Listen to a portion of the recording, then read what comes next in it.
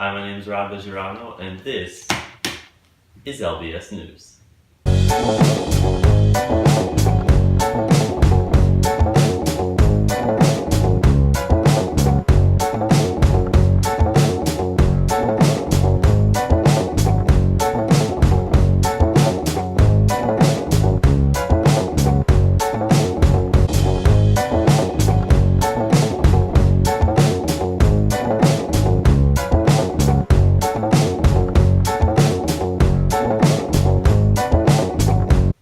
Today's focus is on the new administration under command by recently inaugurated President Donald Trump.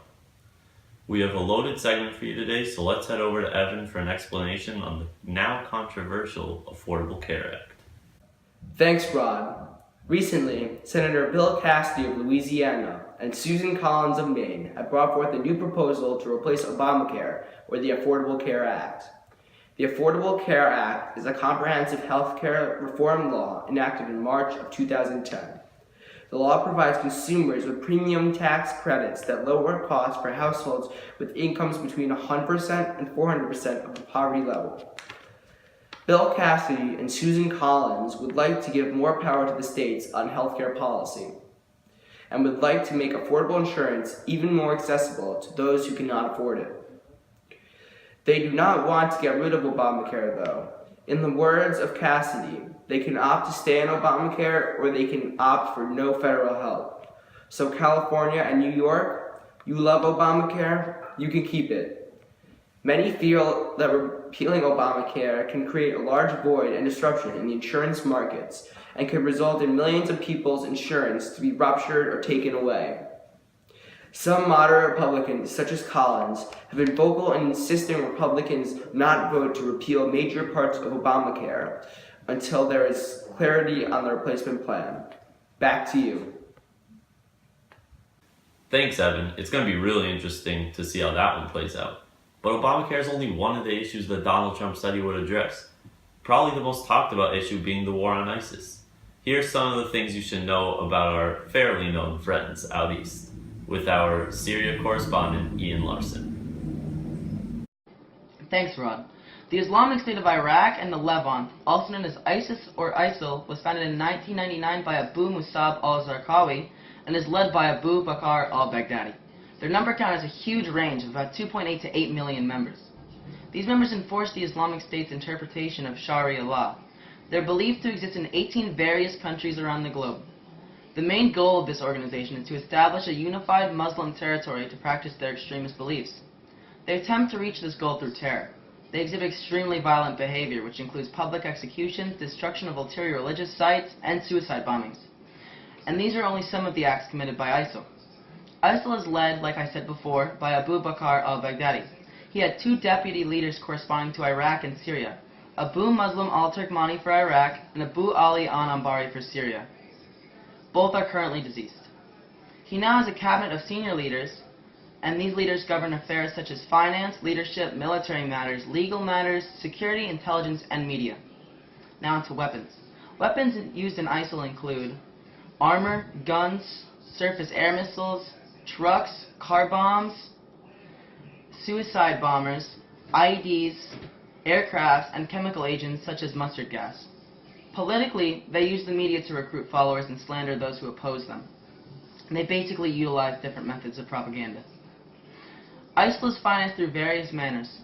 Some of these include kidnapping for ransom, just occupying territory, controlling banks and petroleum reservoirs, taxation, extortion, robbery of economic assets, donations from Saudi Arabia and the Gulf states, material support from foreign fighters, and fundraising.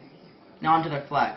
Their flag has the symbol of Muhammad the Prophet within a white circle with the caption, "There is no God but God," meaning their God is the only true existing deity. The flag is believed to symbolize the movement going back to the roots of Islam, hence the symbol of Muhammad.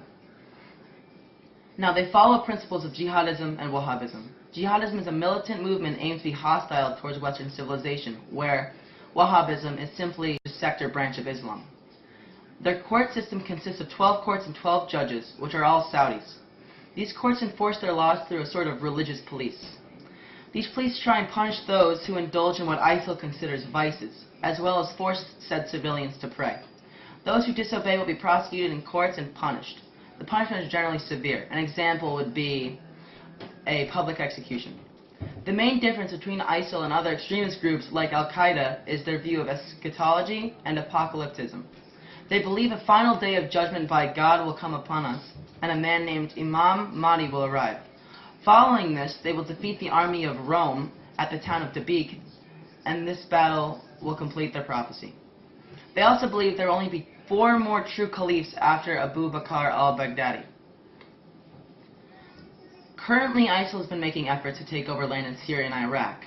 Although they could control areas in both countries, these areas have shrunk by 40% in Iraq and 20% in Syria.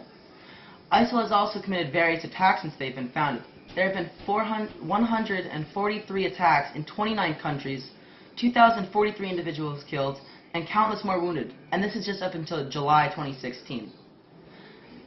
Currently, ISIL has been pushed out of Mosul University and is nearly eradicated from Mosul itself. United States troops have flooded the area.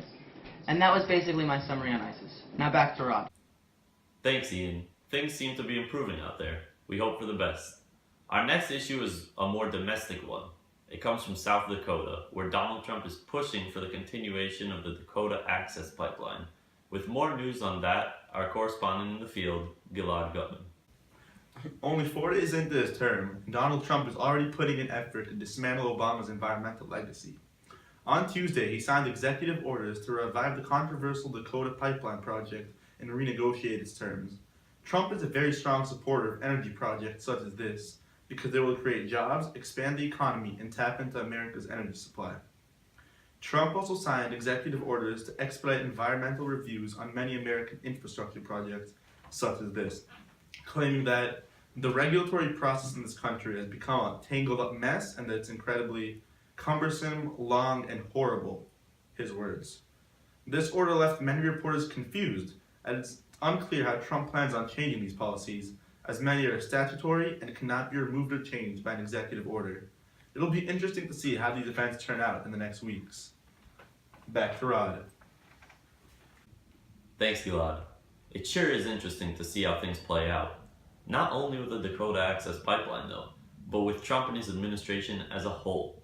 We're only a week into the Donald presidency, and the government is already under fire for telling the world on live television that Trump's inauguration had a higher attendance than former President Barack Obama's back in 2009, making it the most viewed inauguration in history. It's okay, Donald. I believe you. And I'm sure that all your passionate supporters will too. I bet these are just signs of big changes to come. Until then, this is Low Budget Student News. From me and the whole crew, we'll catch you next time.